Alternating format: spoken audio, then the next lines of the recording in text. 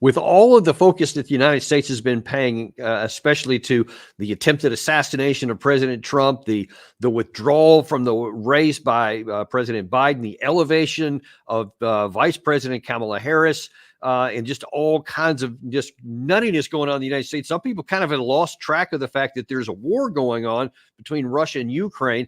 And because a lot of it hadn't been on the front lines, I think a lot of people tend to think that nothing's happening, but that is not the case. And that's one of the reasons we wanted to make sure we do this story today. And I've brought back to help us unpack some of this, Alex from History Legends, a legend in his own right. And that's why so many people love to have him. I love to watch his show. That's why I watch his show all the time. And it's a real treat to have you back on our show, Alex. It's a pleasure. Thank you. Yeah, truly, it's great to have you on, because you have knowledge that really not a lot of even American intelligence analysts have, and you've been tracking this thing from the outset, and just your own history knowledge before that. It really gives you a unique a way to look at some of this, and you have access to sources that a lot of Americans don't have at all. So that's one of the reasons we are really eager to get into this. And so I just want to kind of get into the overall, before I even show any of the clips here, kind of to get your view on this comment I keep seeing by a lot of Americans, especially in light of this NATO summit that we just had earlier this month, where everybody's saying, yeah, we're going to have this 10-year plan, and, it's inevitable that they're going to join NATO, kind of giving the impression that things are kind of in a stalemate. And so when you hear people say that the war is in a stalemate and that, eventually NATO is just going to overwhelm Russia, what do you respond to that? Well, it depends from what perspective. So from an American standpoint, yes, the war is a stalemate, and they can make a lot more money if it stays like that for a couple more years. However, from the interviews I've watched on the Ukrainian side, they're much more worried, for example. They're worried because in no way they're close to victory, because victory for them is the 1991 borders, and they're far from getting them, and they're worried about the US dropping them in a couple months when there's a new election, and they don't know which president is going to take over. They're scared that Trump is going to cut off supplies and weapons to Ukraine. So for now, the Ukrainians are extremely worried, and also because they're retreating across the entire front.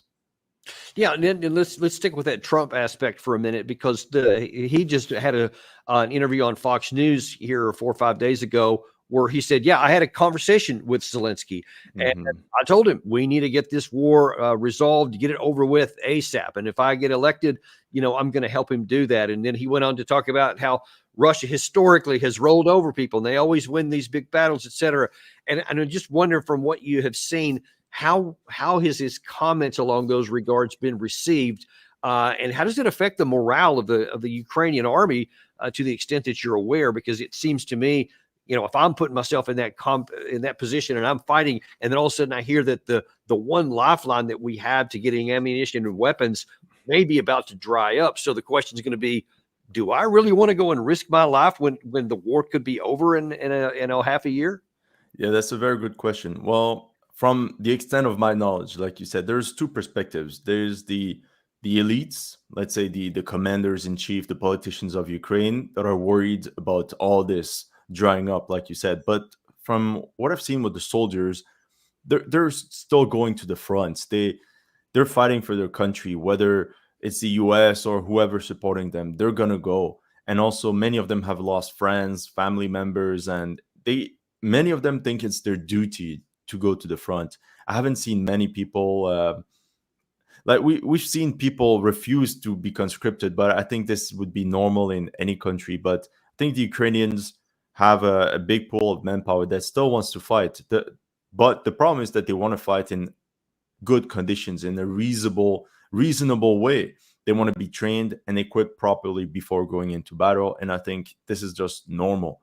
Now, in regards to Trump, I'm still divided as to what could happen if he becomes president. One side of me is telling me he's going to cut the funds to Ukraine. Another tells me he's going to do a surge, a mass delivery of weapons. And then if that doesn't change the outcome of the war, then he's going to push Ukraine to the negotiation table.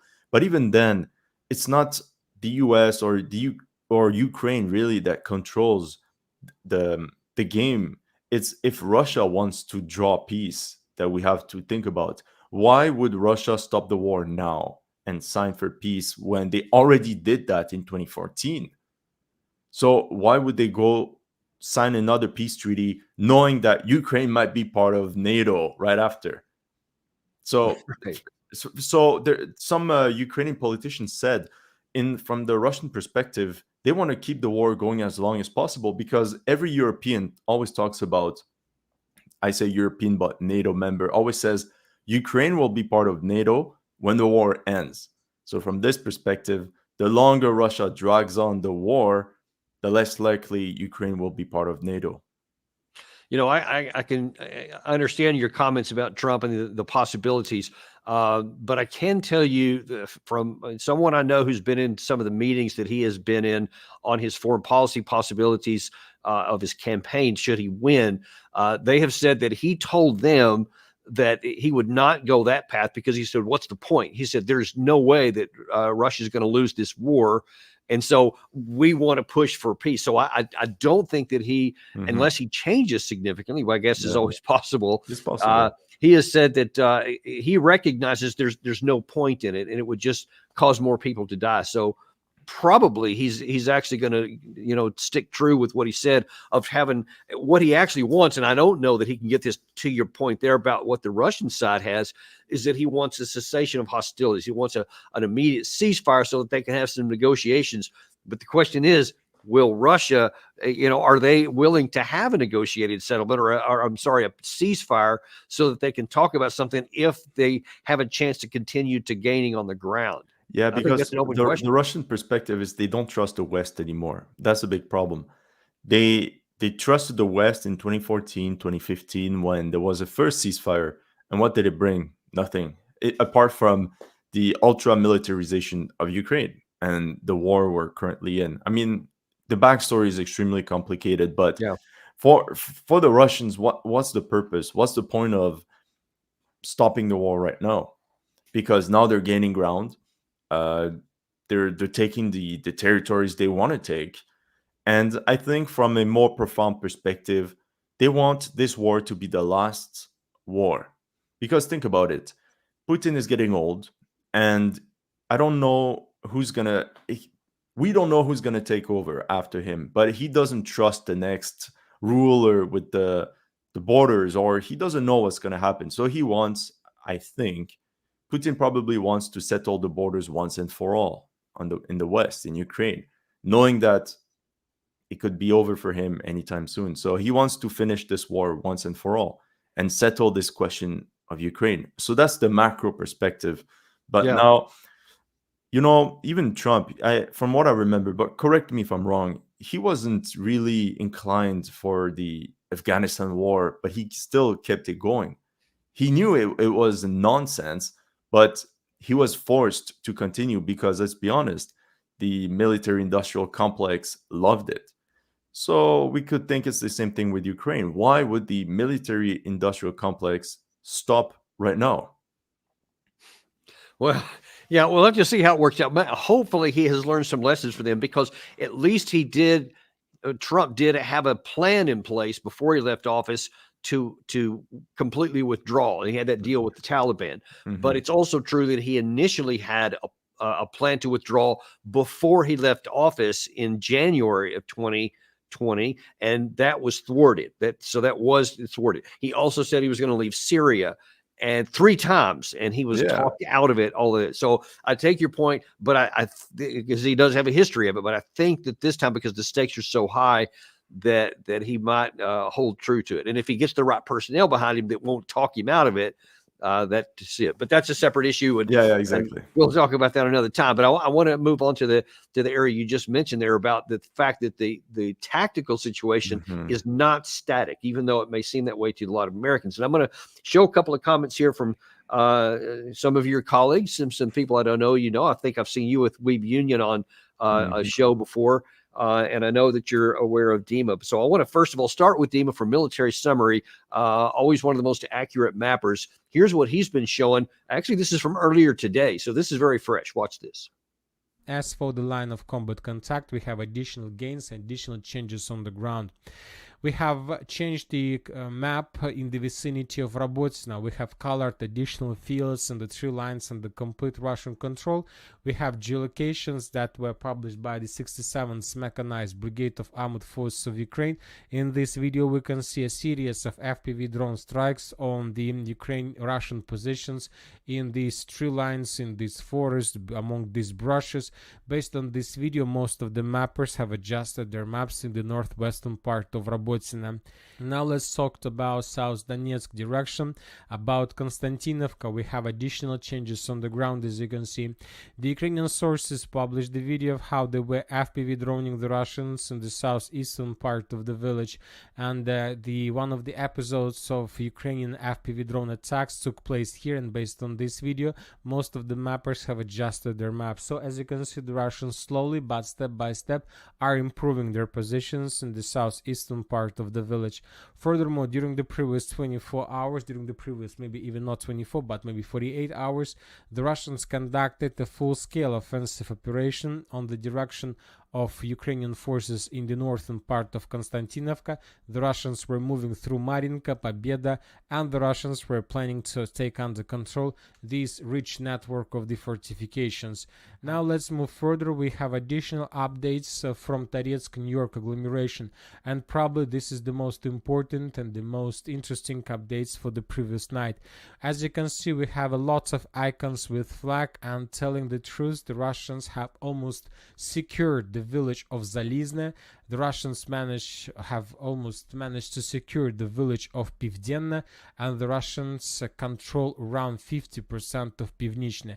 During the previous night, as you can see, according to pro-Ukrainian sources, the Ukrainians just ran away from their positions. They withdrew their positions completely without showing any resistance to the Russians. Okay, so and that's just from one of the videos, and he usually produces 2 a day, and that's becoming more and more common. I noticed when I looked on his web or on his YouTube page today with a number of the videos, you see a bunch of it says, this village has fallen, that village has fallen, etc. It seems that that's starting to happen with a little more rapidity. Does that match what you're seeing? Absolutely. We see that the Ukrainians are giving ground. They're getting pushed back, and like you see, but what's strategic is that they're losing ground faster than before, but in strategic areas. So now the Russians are launching multiple offensives on multiple parts of the front, and the Ukrainians cannot fight all of these battles at the same time. I always said back in the days, the Ukrainians only had to defend Bakhmut. Now they have to fight 3, 4, 5 Bakhmuts at the same time. So where do you send your reserves? There's one place you have to sacrifice in order for the others to survive. Now the Russians attacked in the north, in Kharkiv, and this pinned down a lot of elite Ukrainian units. So even if we can say the Russian offensive in Kharkiv was not successful, it was successful in pinning down a number of Ukrainian units that could have been useful in defending other sectors. Now, the most important places that you have to remember is the offensive towards Pokrovsk. So I don't know if you have a map Yeah, I right do now. have something on that. Actually, yeah. In fact, before you talk about that, I want to ask you something else about the Kharkiv area. What do you think about the I've heard from several different sources. I've seen mixed information or data that could either support or refute it. Because the one narrative is that Russia was going to invade and they were going to make this big broad band between Russia and Ukraine, so that they couldn't hit the Ukraine side couldn't hit into the Russian cities up there. But then all of a sudden it bogged down, and so the Russian or the Ukraine side stopped it in its tracks. But another side says that was never intended to actually gain a lot of ground, but specifically to draw in the reserves so that they could either pin them down and cause casualties. Where do you come down on that decision? Well, I made a video about it, and it's simple. When you see the number of regiments that were involved, I think it's one division that was involved in this operation at first. Do you really expect one division to push so far across a 50-kilometer front? 50 kilometers, it's not realistic. So I think it was just an opportunistic attack, which mainly consisted of infantry units. We barely saw any tank columns, any armored columns, so it was not meant to really push far into enemy lines. It was really to establish some sort of breachhead over the border that they could use perhaps in the future. And if it can pin down Ukrainian units, it's even better. Now, for sure, there's back and forth in the big city of Vovchansk, but once again, it's pinning down a lot of Ukrainian forces that are getting shelled by aviation and artillery. And how much, as far as you're aware, how much does the Russian side pay for that in casualties themselves? So they're inflicting, obviously, a lot on the Ukraine side, but how many are they sacrificing themselves? Do you have a sense of that? No, I don't like talking about casualties when I don't have a number. I can't even say the Ukraine casualties. I'm just watching videos of shelling and Yeah. that's it. But the same thing for the Ukrainians claim 1,000 Russian KIA every day for the past 2 years. There's no spike or anything. That's what's bothering me is Yeah. that there's not even a spike when there's big battles, which is normal. For example, on the BBC funded website Mediazona, you could clearly see the big spikes in losses depending on battles that were taking place, which is normal. By the way, Mediazona has stopped reporting Russian losses, so that's kind of weird. But the Ukrainians have constantly said 1,000 Russian fatalities every day for the past 2 years. It's not realistic. So we should take with a real handful of salt any claim. Handful. Or just ignore it altogether, I guess, is the bottom line. Yeah, I mean, because what we can see is what's happening on the ground. And actually, even before I get to the Pokrovsk area, because I think that is important, I want to show just a small clip of a video you just recently made, which shows some of the northern part. Watch this. Friends, nobody's talking about this, but the Russian army just launched a major offensive all along the Luhansk front. Put simply, the latest Russian breakthrough could become extremely critical for Ukraine. Now the Russians are dangerously approaching the strategic city of Kupiansk. And if nothing is done, Ukrainian forces positioned on the east bank of the Oskol River could get cut off and encircled. One more thrust, and it's GG, well played. I had to include that last part because some of our fans who know you were actually looking forward to that phrase before the show even started. On some of it. So just wanted to include that. But the bigger picture, the bigger issue is more important because Dima was talking about some of the stuff that was in the center and the lower part of the zone, and you're talking about up in the Luhansk, up in the northern part. What's at risk up there for the Ukraine side? So you see, by the way, there's a lot of mappers that do the war on a daily basis, and their work is tremendous, mapping every progress from every side. And my videos are more analytical on a span of multiple days and weeks, and to make the audience understand what is at stake. So the Luhansk front has not moved much, let's say, in the past months, but it's one front that could collapse for the Ukrainians. And literally one more thrust and it's over. It's not a joke. The problem is that the Ukrainians know this. So from their perspective, they heavily defended this area. But what worked until now pretty well is starting to crumble because they have to separate their units left and right across the front.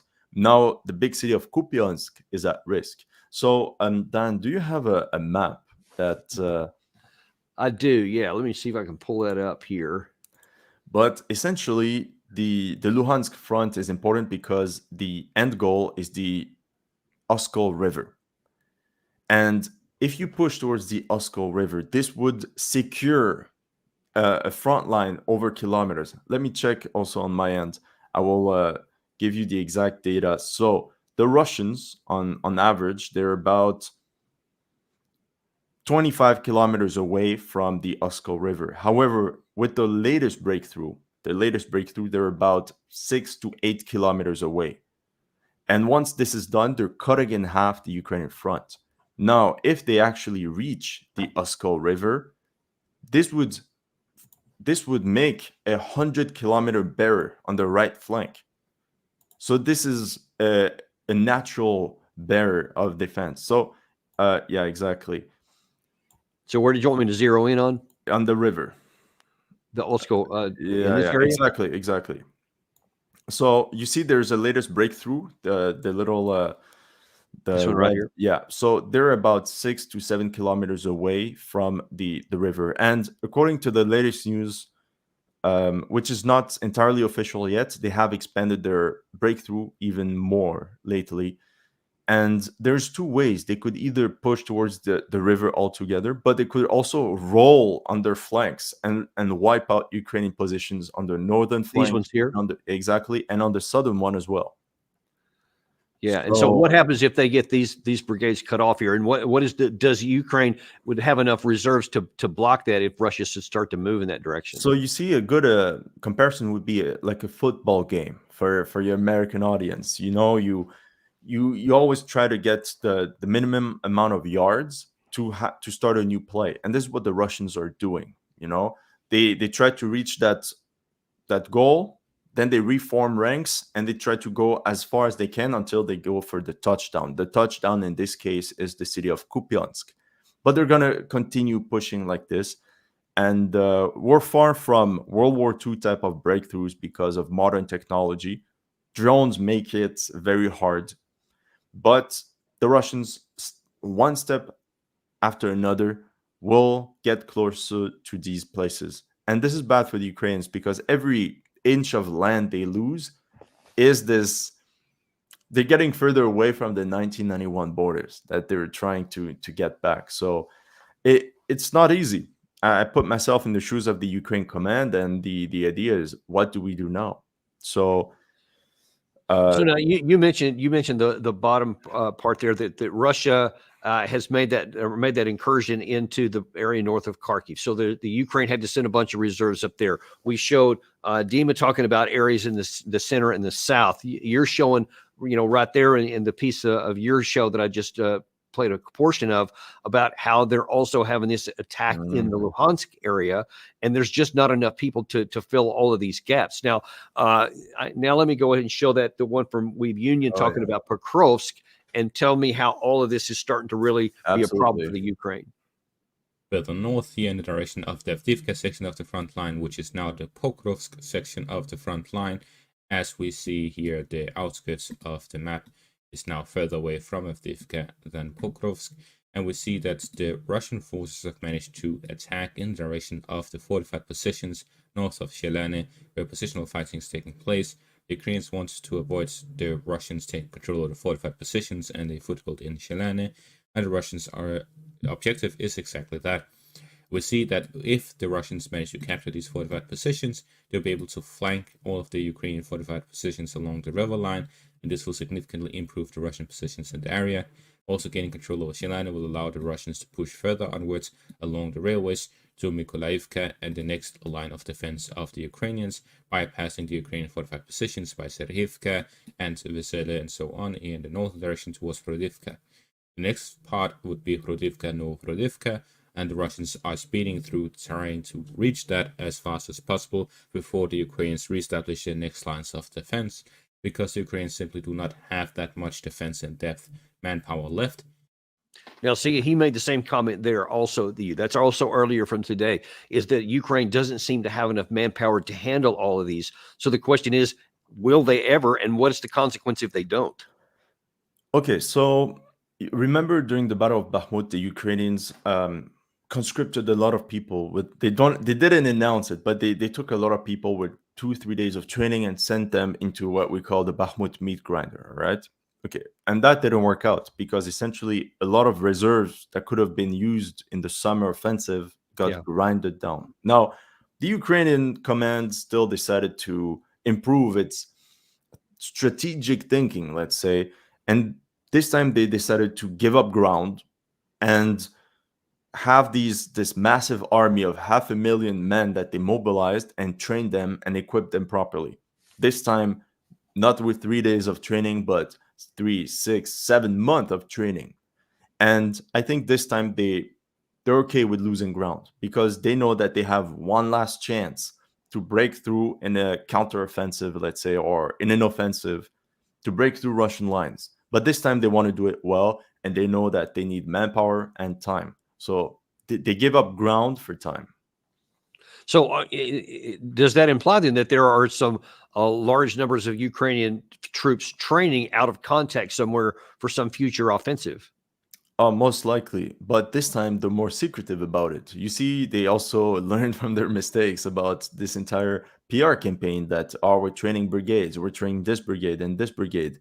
And it's hyped up expectations of the population and everyone in the West. And this time they're like, you know what? Silence.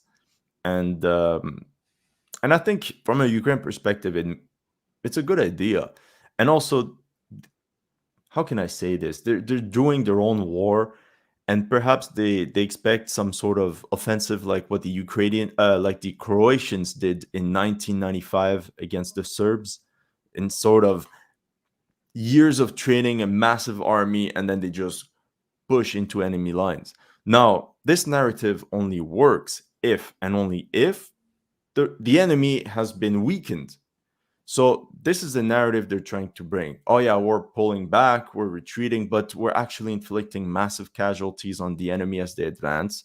Okay, but and that the Russians are running out of equipment and everything, and any moment now they're gonna collapse. And when they collapse, we'll be ready to counterattack. So that's the narrative at the moment. Yeah, and if that were the case, then there might be some validity to that. But I see to the exact opposite has happened on the Russian side, on their enemy side, because all the evidence I've seen is that Russia is actually getting stronger, that they also have a substantial number of troops that are out of contact that could be applied any place that there's an actual breakthrough. And in terms of the equipment, I've been seeing some reports, and I'm wondering if you have, that there's been a lot of train loads of new equipment been going into the area and then just been sort of disappearing into other towns or under forested cover area, so that no one's real sure where it's at, which implies that there could be an even bigger push coming up at some point in the future, like in the near future. What do you hear of that? I hear a lot of things. That's the problem when you're too deep into this thing on Telegram. You hear so many rumors. Sometimes you don't even know what's true and what's not true. What I do see, so you wanted me to wrap up all these offensive operations happening on left and right. Essentially, the Russians are focusing their gains right now on taking over the Donetsk region. And I've mentioned it many times in my videos. This is the operational strategic level objective of the Russian army, and every advance they're doing right now goes in this direction. Same thing for Luhansk. Essentially, they want to take over the entire Donbass, which is made up of the oblast, or the province or state of Luhansk, and Donetsk. Luhansk is 95% conquered.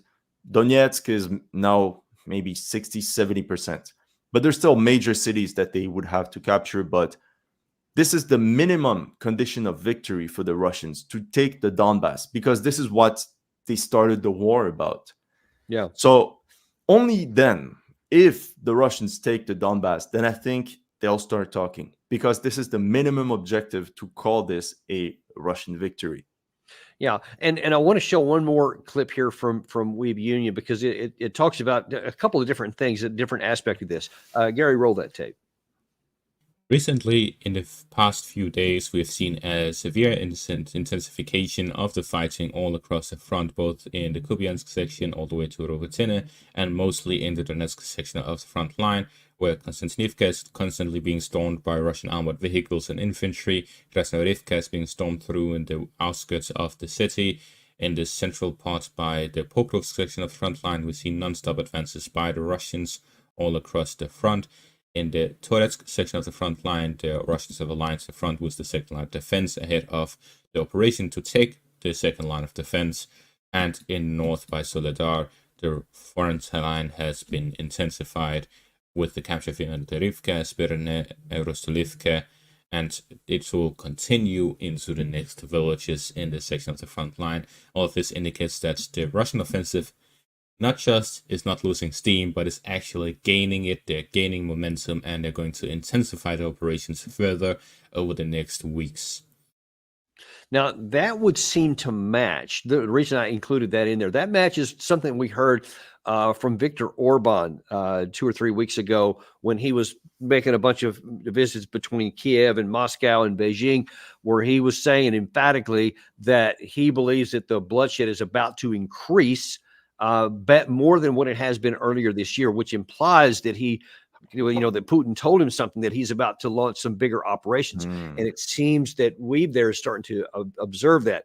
So the issue is, there are two things that I want to talk about. First of them, that if Ukraine can't keep moving enough people around here, whatever they may be doing out of contact somewhere, if there's a breakthrough and Russia keeps having the pressure, then they may be able to exploit it. Do you see that?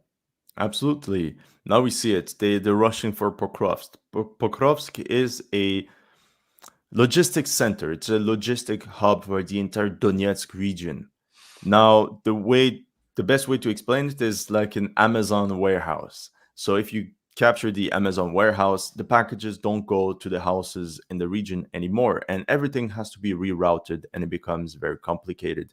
So the Russians are rushing towards Pokrovsk, but the Russian art of war, if we can summarize it, is that every division commander has a task. Now, they have a lot of flexibility on how to achieve this task, and this is why we see tunnels being made, turtle tanks being used. They have all these a bit crazy tactics, stormtroopers, but not in the way that the media portrays it with meat waves, but it's more infiltration tactics. But on a strategic level, they have a direction, but they give a lot of flexibility. So, for example, I said, for example, the Russians would cut the road between Pokrovsk and Kramatorsk, which is very strategic. But the Ukrainians know this, and they heavily fortified this sector. So a lot of the obvious moves that could hurt the Ukrainians have been reinforced, and they let the Russians go into places where they can give away ground. I don't know if I explained it properly. So they're letting the Russians at times take ground in areas that are less important, if possible, because sometimes these areas are strategic. But like I said, now they're trading space for time, and it's different from what they used to do. Like I said, because back in the days they traded men for time. Yeah, and it's a very valid tactic for any country to do. The Germans were really good at that in some parts during World War II, and the Russians stumbled into a few really famous ones in like in the Kursk and some other areas. But here's one of the other things I know you mentioned several times on your show, and I wonder if you can talk about how it may be applying here, and that is the Russian side penchant for maskirovka, I think is the term you used there, and how might that be playing out, and what Russia is even trying to do here. If it's straightforward that they want to take all of the Donbass, how might in fact, if you could please, for those who are watching our show who don't know what maskirovka means, explain what that is and how it might play out here. Should I explain now, or you have a video sample? No, go ahead and play that. I don't have the video for that one. Okay. So maskirovka is like a mask, literally. Think about it. But it's not on a strategic level necessarily at the moment. It's more on I don't know, I would say in every level. At every level of the Russian army, they play this maskirovka, which is camouflage, essentially. So they know that NATO satellites can see everything on the battlefield. So the art of war at the moment is how to attack in a direction by camouflaging your forces. That's the big problematic that Russian commanders face. And that's why we also don't see like massive tank formations like in the Cold War that was expected in the Cold War, with entire tank divisions charging forward, because that's too obvious. There's no surprise effect, and the Ukrainians can prepare for that. But what the Russians want to do is push all along the front, a little bit like the Allies did in 1918 to the German army.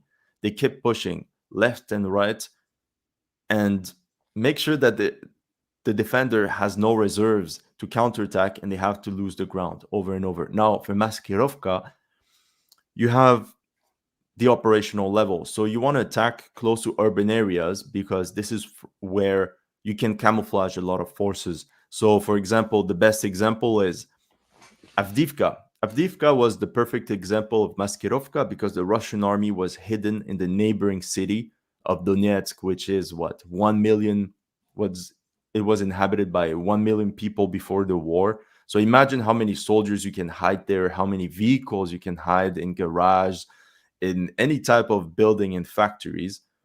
And same thing in Bakhmut. You can hide a lot of forces there. And these assault columns will rush to the front at full speed, and it will take maybe 5, 10, 15 minutes at most for them to reach. So you see Bakhmut on the map, Chasiv Yar is right next to it. So the Ukrainians don't know when the Russians are preparing a big push in this area. So the Russians always attack near urban areas to hide their next move. And this is why it's important to capture urban areas, because once they capture Chasiv Yar, this will become the new place from where they can concentrate their forces towards the next battlefield. Now, they can also use forests. This is also good.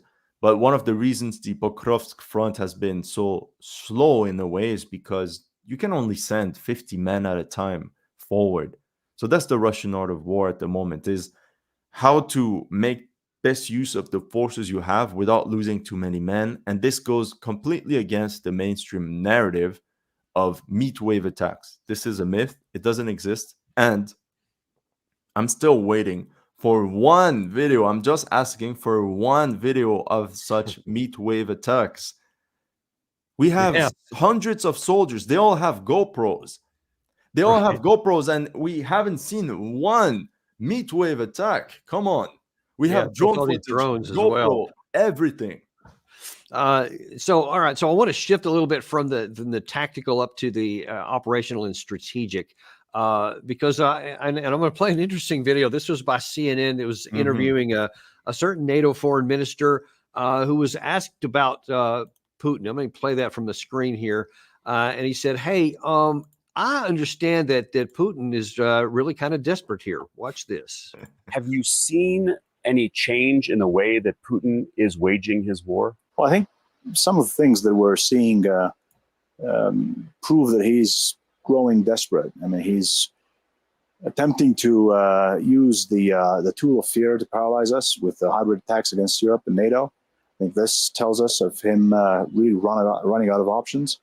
He's throwing out, in quotation marks, peace initiatives, which I think is also him about to panic. So I think he's being frustrated by the unity that we've been able to demonstrate, and especially by the heroic defense that the Ukrainians have been able to put up. Oh, sorry about that.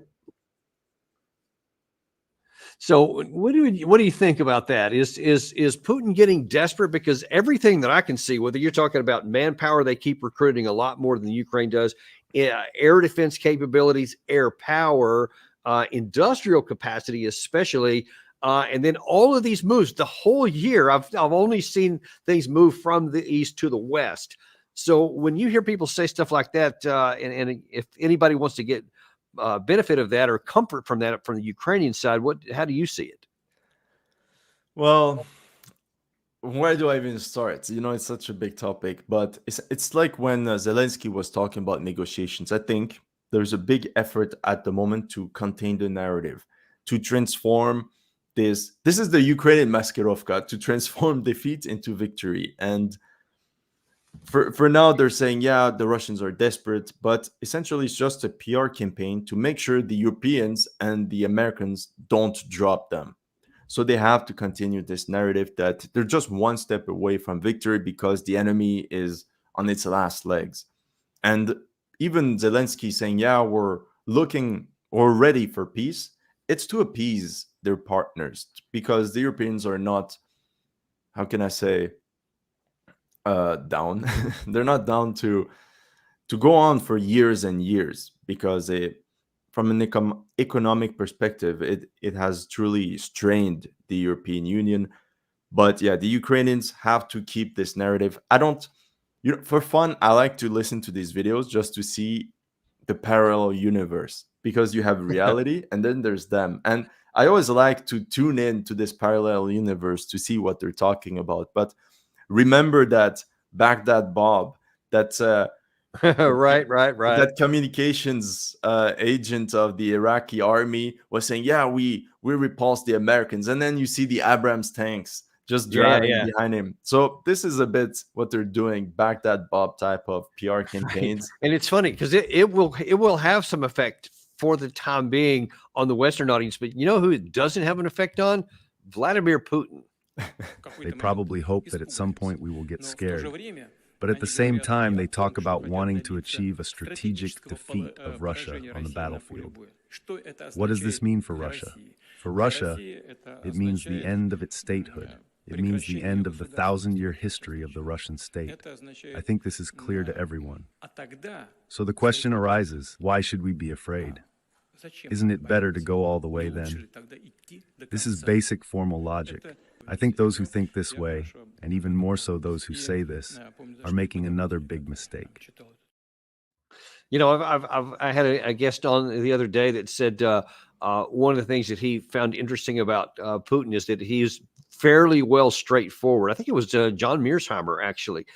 He said that he found it disconcerting that you talk about this parallel universe that comes out of either Washington, Brussels, London, Paris, etc. He just said, I don't even know what they're talking about because it's detached from reality. He said, but Vladimir Putin, even if you don't like him, he's logical, he's consistent, and it's based on his national interest, and you can understand what he's doing. And I think that you can see that in that clip there, because he's saying, what do I have to be afraid of? Because of all those categories I just mentioned. I mean, time is on his side, no matter what we want to say in the West, don't you think? Absolutely. I don't even know what else to say, because it's, to me at least, it's so clear. What I think is that the Russians have a plan.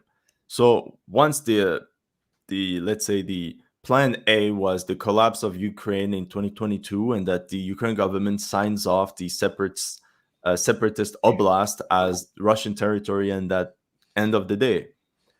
But then they have plan B, and they struggled for some time, but now their industry is going in this direction, and they're working towards this goal. And the goal is very clear: take the annexed regions. Now, the longer the longer the war goes, the more Russian demands will change. You know, it's like any negotiation. It's, you have some stability. One side has demands, one side has other demands. Okay, I'll give you an example with business partners. Imagine one guy can give $100,000 and the other $100,000 as well.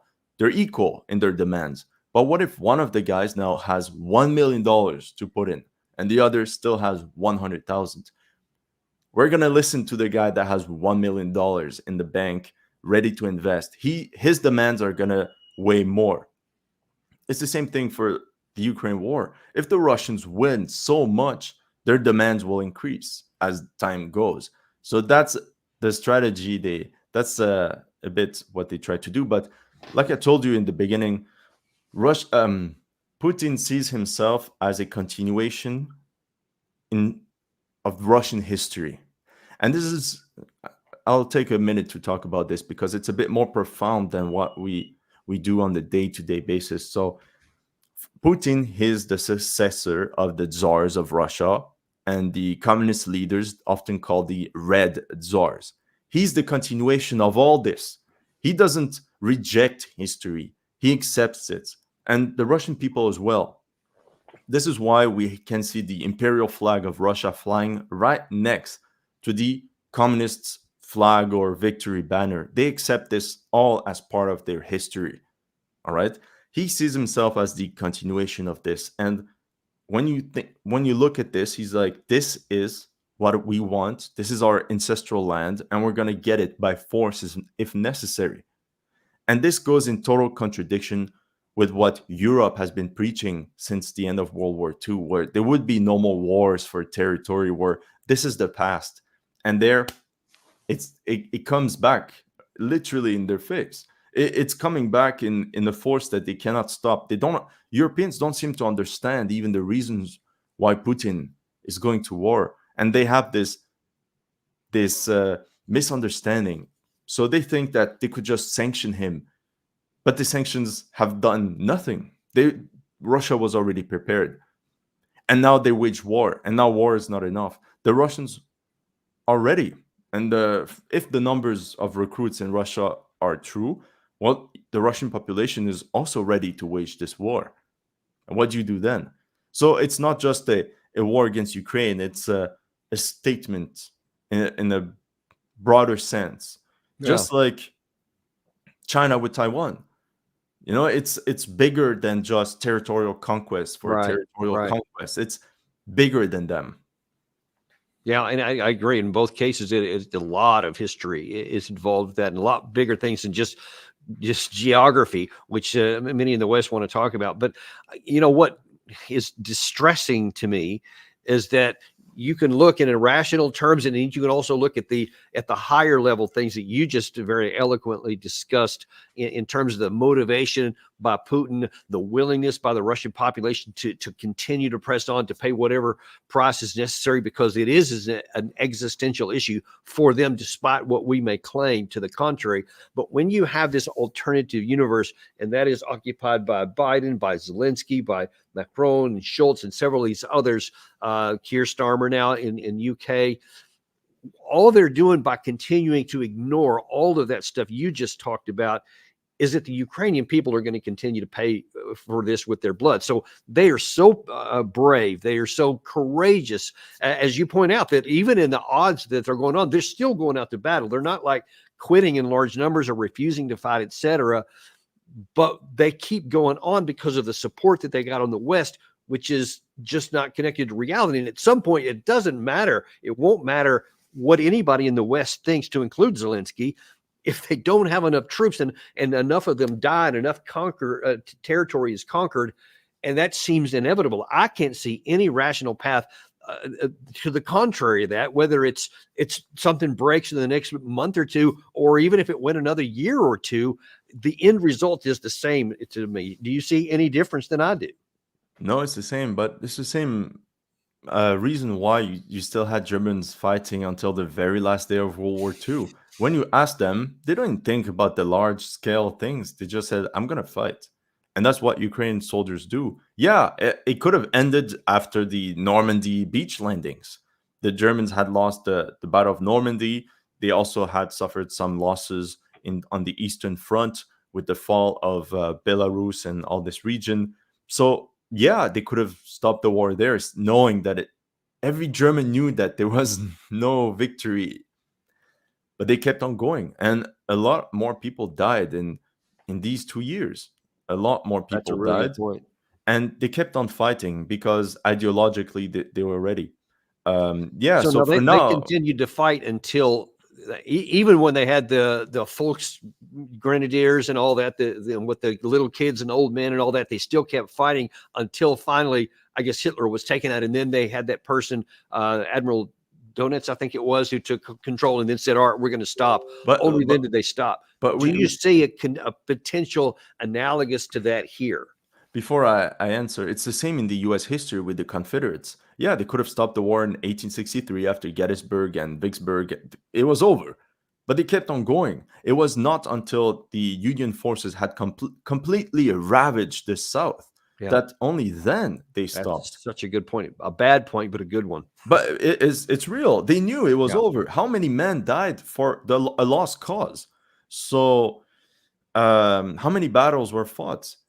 In the region that around Richmond and Petersburg, it was World War I, but it was a battle of attrition. They kept on fighting. Now, I think that from what you said, there is an extreme wing in Ukraine that wants to carry on the war, and I really think that General Syrskyi, I'm saying this with my nose, okay? It's rumors, feeling. It's not fact-based necessarily because we don't have the facts.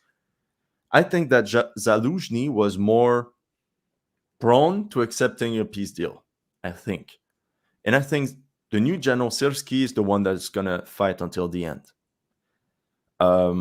If Zelensky signs for peace or is thinking about it, something might happen.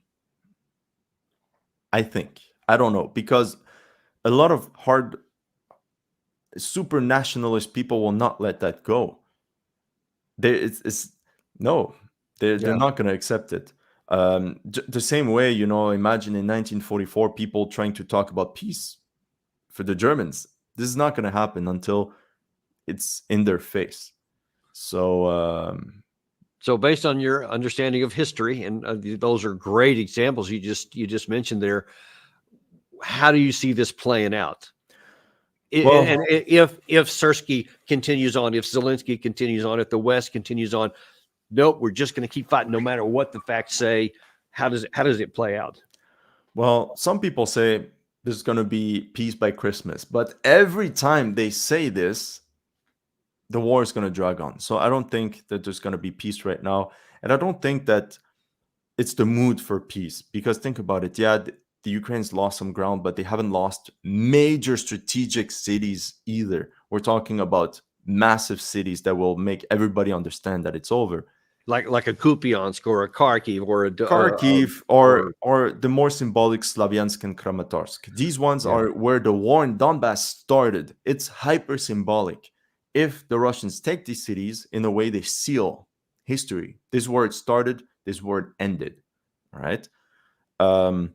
So for sure the war could end anytime soon, and it's a surprise, and I was wrong. But I think the Ukrainians did not mobilize 500,000 men to sign peace now. It just doesn't make sense. Why would they mobilize all these people if they're just going to sign peace or call a ceasefire?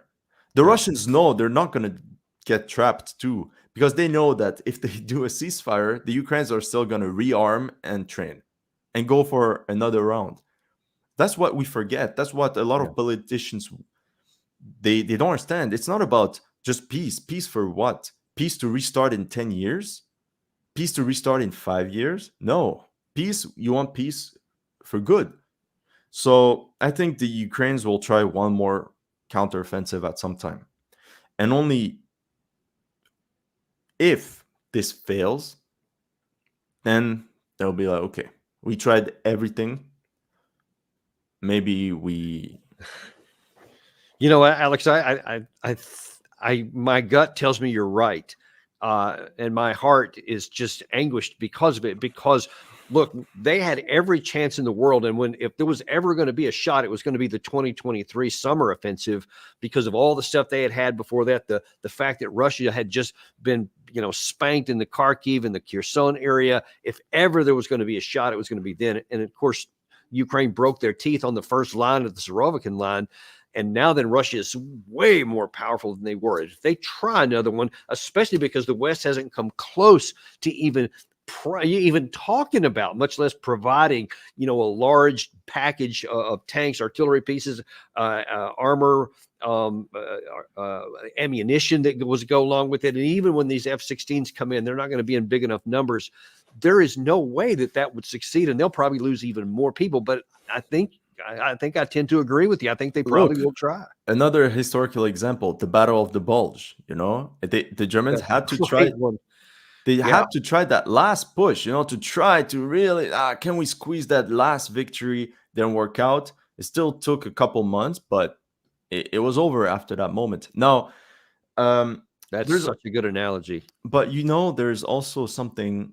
What did I want to say? Yeah, there's maybe some things historians in the future will uncover. Now we don't know, but we have to remember that the summer counteroffensive was largely planned by.